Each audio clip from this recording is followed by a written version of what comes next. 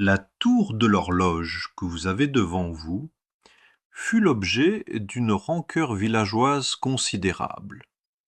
Pour comprendre pourquoi, il faut savoir que les premières horloges n'apparaissent dans les campagnes qu'au XVIe siècle et dans les villages seulement au XVIIe siècle. Au siècle suivant, tous les villages n'en sont toujours pas équipés. Il faudra attendre la révolution industrielle pour que cela se généralise vraiment. Verse est doté de son horloge au XVIIIe siècle, un dispositif technique alors révolutionnaire. Car l'horloge, c'est le premier ordinateur du temps. Elle compte, mathématise, uniformise et normalise le temps qui passe. Mais ces mécanismes sont capricieux et tombent souvent en panne. Il faut alors faire appel au serrurier local, artisan du fer aux compétences variées. Parfois, souvent même, les réparations dépassent le savoir-faire local.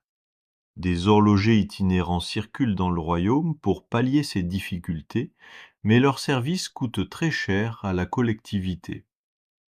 D'où le mécontentement de nombreux villageois qui jugent ce mécanisme parfaitement inutile. Avant l'apparition de ce compteur du temps, les journées étaient rythmées par l'activité productive et le travail de chacun.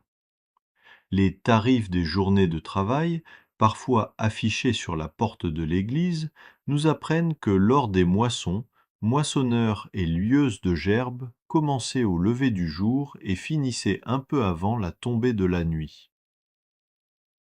Ces longues journées étaient ponctuées de pauses pour se nourrir, se reposer à l'ombre ou faire la sieste. C'est donc le soleil qui donnait l'heure, comme l'indiquent vaguement les cadrans solaires. La sonnerie des heures canoniales et des offices rythmait la vie de chacun d'un tempo modulable, adapté aux saisons. Jusqu'à l'horloge, les heures étaient malléables. Elles se raccourcissaient l'hiver, s'allongeaient l'été. Elles étaient, en somme, intelligentes. Avec l'horloge, le temps devient prescripteur et impose la ponctualité, là où régnait jusque-là une certaine tolérance. La lecture de milliers de témoignages judiciaires révèle que les habitants de Verse comptaient le temps par quart d'heure. C'était leur plus petite unité temporelle. On n'était pas encore à la minute.